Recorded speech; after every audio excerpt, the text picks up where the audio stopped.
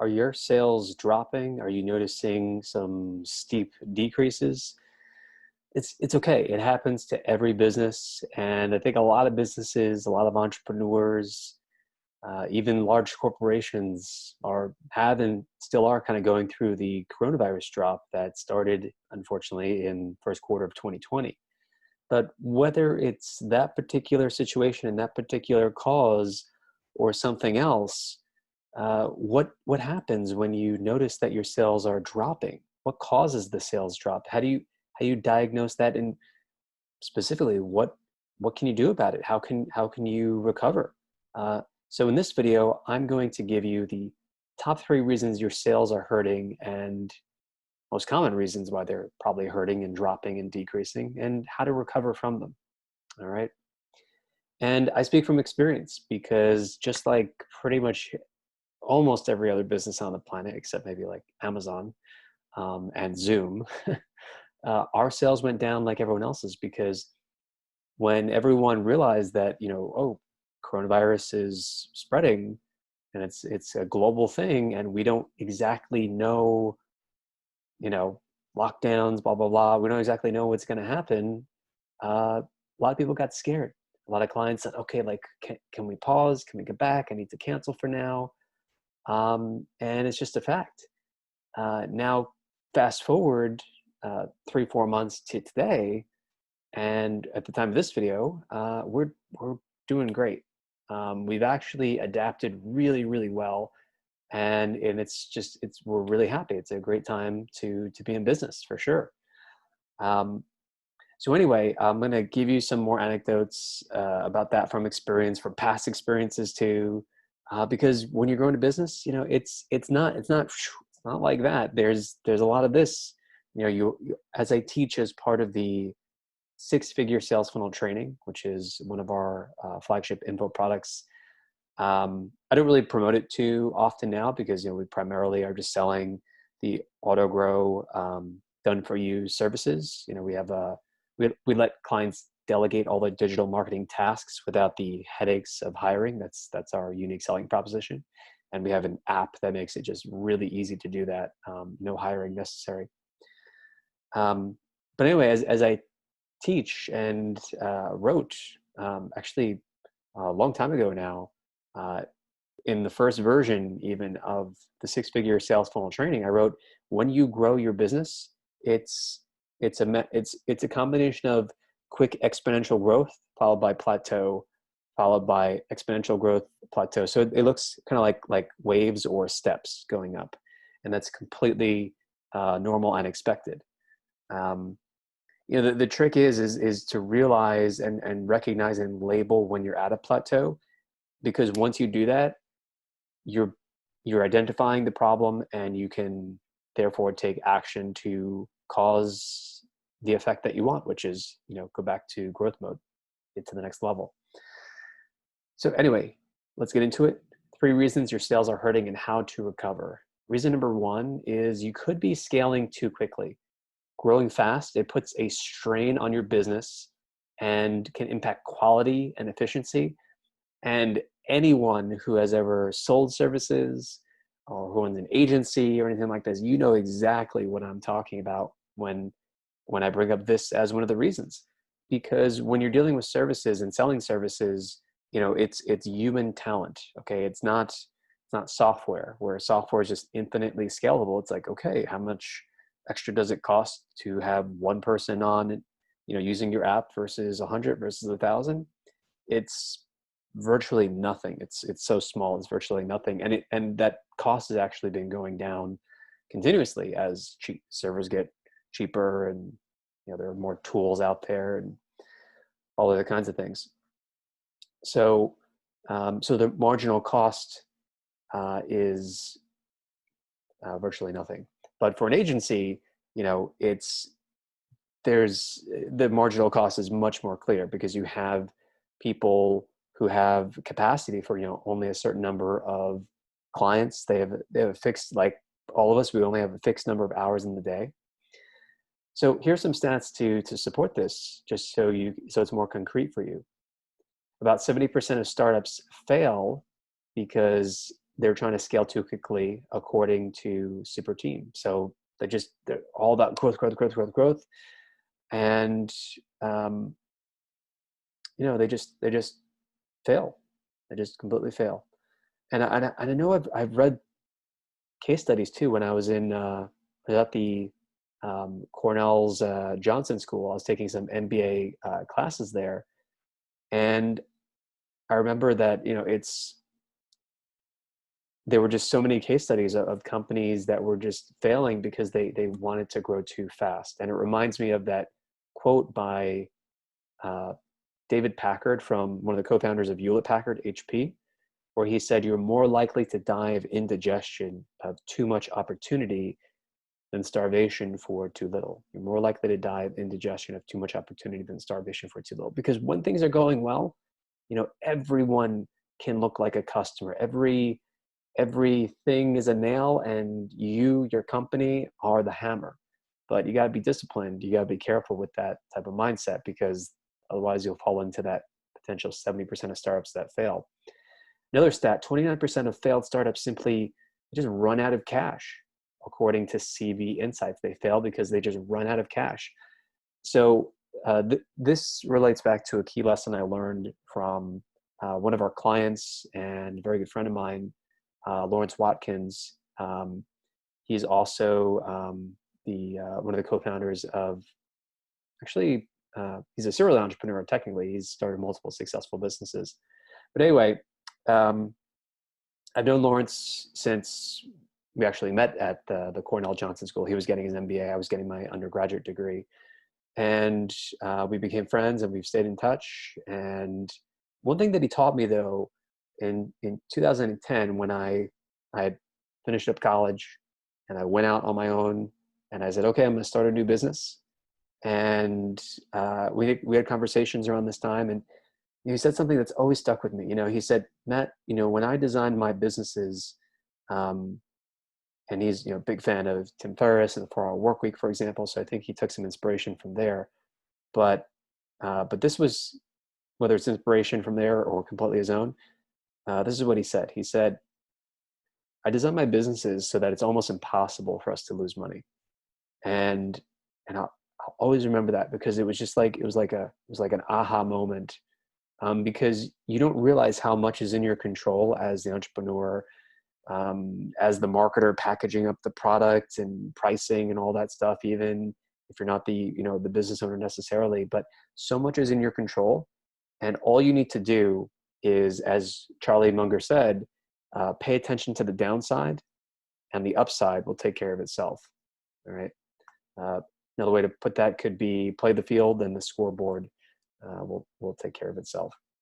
So but you just want to make sure that you're managing that potential risk. Um, so a lot goes into scaling strategically. Other parts of your business that need to be changed to meet higher demand include hiring employees, fine-tuning your systems and processes, putting new quality standards in place, changing management structure. All right. So the key takeaway from this reason is, you want to scale strategically. You want to put systems in place to control the quality of your product or service. And this is something that we do at AutoGrow. It's from the very beginning of when we relaunched our Done For You service in June of 2019 up until now. It's 13 months later and counting, because I just love counting, because we're uh, it's just kind of like was the start of a new journey, and we're just doing great, really enjoying the ride. But quality assurance has always been really, really important to us. So we always have a dedicated professional QA specialist that checks the copy, does the editing, gives suggestions, and also the design as well. I think because we always just knew that this is one point that we wanted to stand out on, is as much as possible would be quality. So put systems in place to control for quality in your product or service. And this really applies, some of you people who might be entrepreneurs in the software space, you might say, oh, okay, quality assurance, that's more services. Speaking as an entrepreneur and a business owner who is selling both, because the software component is a huge selling point for, for our service, because we're providing an interface to basically hire people like instantly and get all these skill sets in one place. you know, um, it's part software and part service. But I can tell you from experience that if you're not QAing your own software, your own product to make sure, even if you're selling a physical product, I think that this would apply just as much too. But the software, the bugs can come up all the time, unless you have like a good system for detecting them, rooting them out, communicating them, testing to make sure they're fixed, and then launching them. All right. And make sure that you're also able to meet the challenges of a wider customer base, that a wider customer base can bring you in general. Otherwise, you may be hurting your business's credibility. So if you take on too much, you bite off more than you can chew, you're going to get a stomachache. All right. Number two, second reason could be that your business is being hurt by negative social proof. Negative social proof. So this is, just think of like negative reviews, basically. So social proof, if you're not already familiar, social proof is just basically what other people say about you, or other stats or accreditations that help to present your business as established in some way. Okay. So it can be vanity stats, 22,000 people are active on our email list right now, which is a true stat for AutoGrow, over 22,000. And it could come in the form of reviews. It could come in the form of, we are a certified Google AdWords specialist, for example. Okay. But all of these, they can go a long way towards, so that's social proof. But negative social proof, it can be, by contrast, it can be crippling. Okay. Positive social proof, really, really great, and help you sell. But bad social proof can be crippling, because 86% of people who read bad reviews for a business, they're hesitant to shop there. Okay, they're hesitant to shop there because it makes them think, well, even if they have 90% rating, that 10%, what were the issues there? They're going to be curious, all right, and they might still decide to sign up. A lot of people do, because I think people who are realistic understand that if a business doesn't have a perfect 5-star review, there could actually be something wrong if they do have a perfect 5-star review, because it's very difficult to make everyone happy. Another stat for you, according to this piece of research, increasing your Yelp score by just 1 star is associated with a 9% increase in sales, while one single negative review can lose your business as many as 30 customers. Plus 82% of customers actually seek out bad reviews. And I'm the same way. I'll search for whatever reviews sometimes, and I will look to read, okay, like that you always get the crazies, who are just like, oh my God, like like they tried to like horrible things to me, and you can tell, like don't worry so much about the crazy reviews. Sometimes you just can't avoid them. And I think most customers who are reasonable about that too. But you want to know, okay, was there a rational reason for someone giving a 4-star review or a 3-star review instead of a 5-star review, right? So customers, clients, they might be looking for, okay, well, what was the reason? Was it a communication issue, or and how was it resolved? Because that's the other thing looking for, like, how was it resolved? Did they try to work with the client? Was the client the one who was more unreasonable, perhaps, who left the review, or was it the business? Okay, and so that's what people are often looking for there. So the takeaway here is that you always want to ask satisfied customers and clients for good reviews on various review websites. But if you do get bad reviews, do take steps to address it quickly and effectively. Almost all reviews websites allow you to post a response. There are some review websites, by the way, out there that are just like parasitic. And some of you know exactly what I'm referring to there, where they will just kind of like grab all the reviews from other websites in order to get to the top of Google themselves, or in some cases, they'll even manufacture completely fake reviews. Like one time, our company had a fake review on this one website, and I just completely ignored it.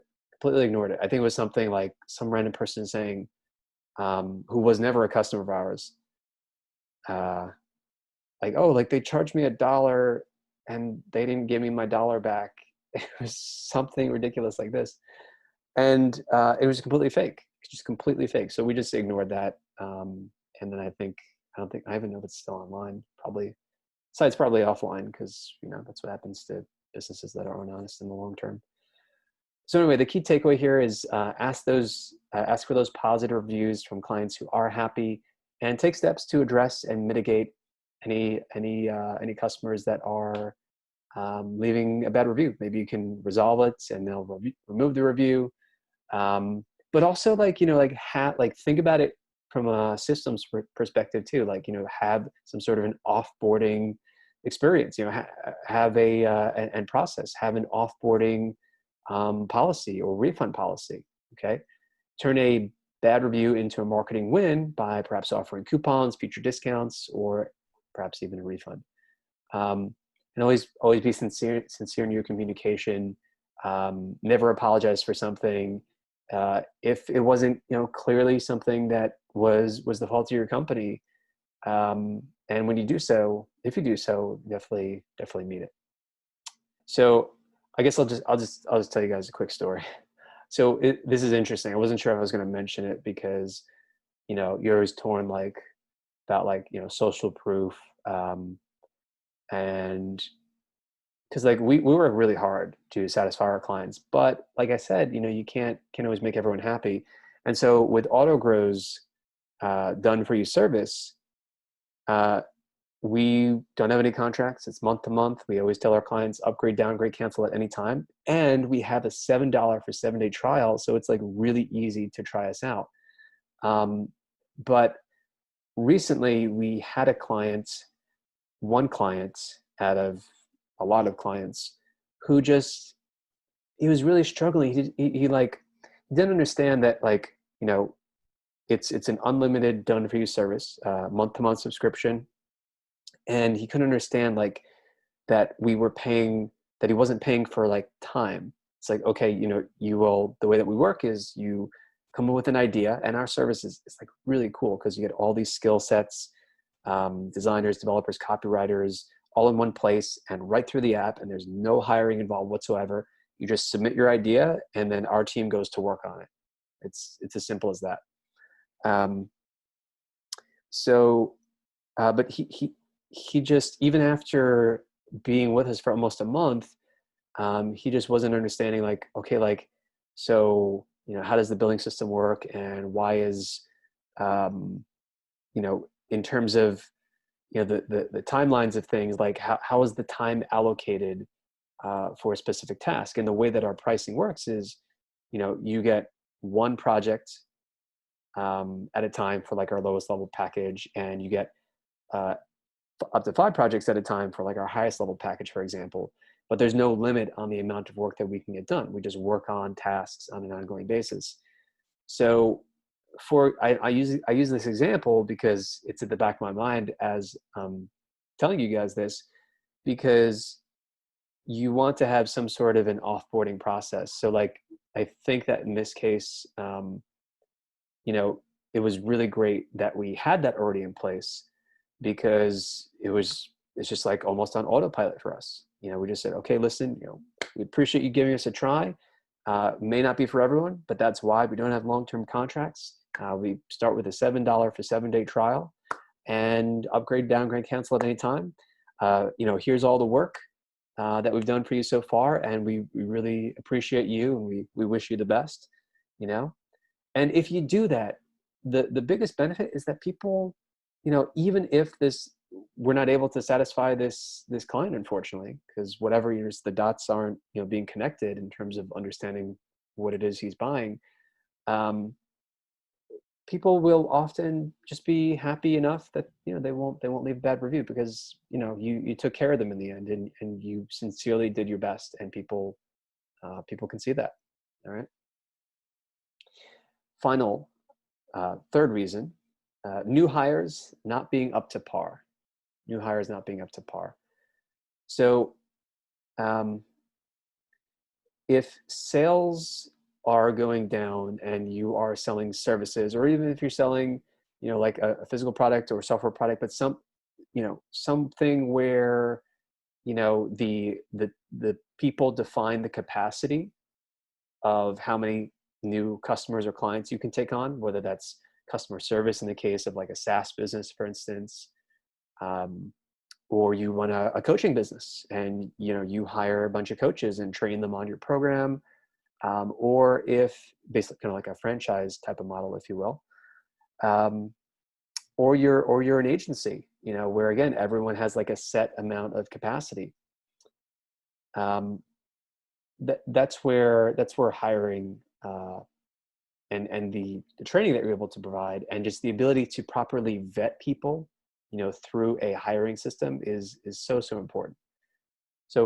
And why is it so important? Well, some stats to consider. It takes a little over 3 weeks to find a candidate that might be a fit for your position, according to Glassdoor. In the US, that's about 3 weeks, according to Glassdoor. So there's a significant time investment there. Number two, it can take as long as 8 months for an employee to ramp up to full productivity potential, according to Harvard Business Review.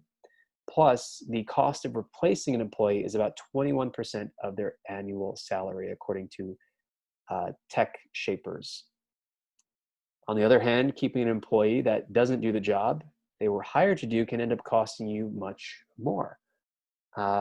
So, for example, if you run an agency and you have a project manager and that project manager isn't doing his or her job, in terms of like following checklists or procedure, or just making, silly mistakes that, can affect client satisfaction, well then that's, because that person maybe doesn't have the ability, or maybe they weren't properly trained, or whatever the case is, again, that really is going to slow down your ability to scale. Because, I mean, you can try to power through that, but the thing about growing when you have real like holes in your foundation is that if you don't patch up those holes and you just keep growing, the whole foundation can eventually just crack apart, or the holes scale up as much as you grow the entire foundation.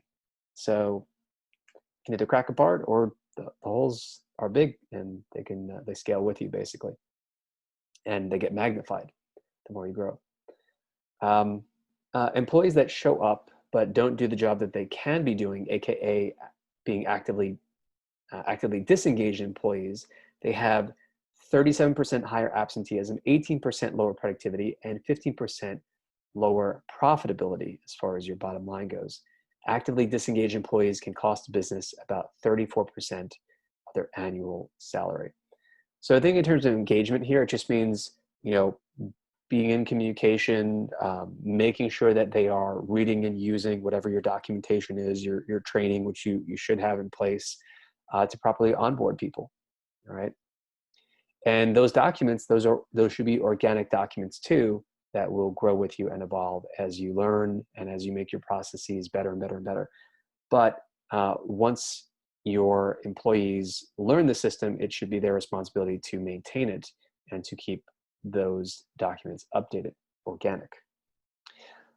Takeaway here is hire the right people the first time if you can, and put more time into the hiring process, and don't be afraid to quickly cut out people who aren't a fit. As the saying goes, hire slow, fire fast. Conduct several rounds of interviews, check references, request skill tests, and make sure they're a fit for your company culture. Okay.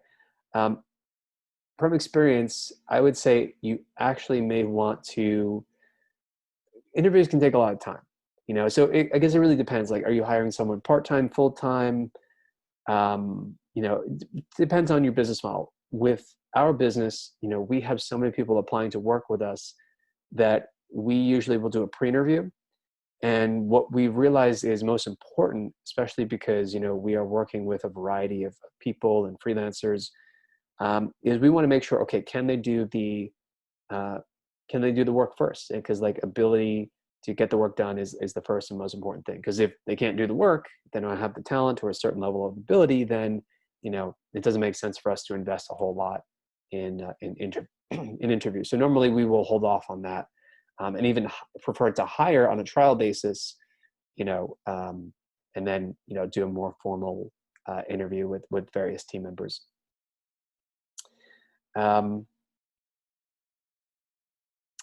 Skill tests are also great, and making sure they're a fit for your company culture too. I think checking references is also really great, because you don't, it helps to, it's just social proof, and it also just invests the person also a bit more in your process too, and that's often desirable. Okay, and speaking of hiring, by the way, as I mentioned with AutoGrow, we let you delegate all of your digital marketing tasks, but there is no hiring necessary in order to start realizing your ideas, in terms of making your ideas real. Whether that's setting up a landing page, writing, researching, designing a lead magnet PDF, hooking up your apps, cleaning up your CRM, maintaining your CRM and your website. We can do all that for you, and so much more. Really, the only limit is twofold. Number one, your imagination is one of the limits. So we can do pretty much anything that you can imagine as far as digital marketing tasks go, tasks and projects, I like to say, since we do work with a number of agencies. And the only other limit is based on the package that you choose, because as I mentioned, based on the package you choose, there's no limit on how much work we can do for you each month. The only limit is on how many simultaneous projects we can work on for you at the same time. Okay.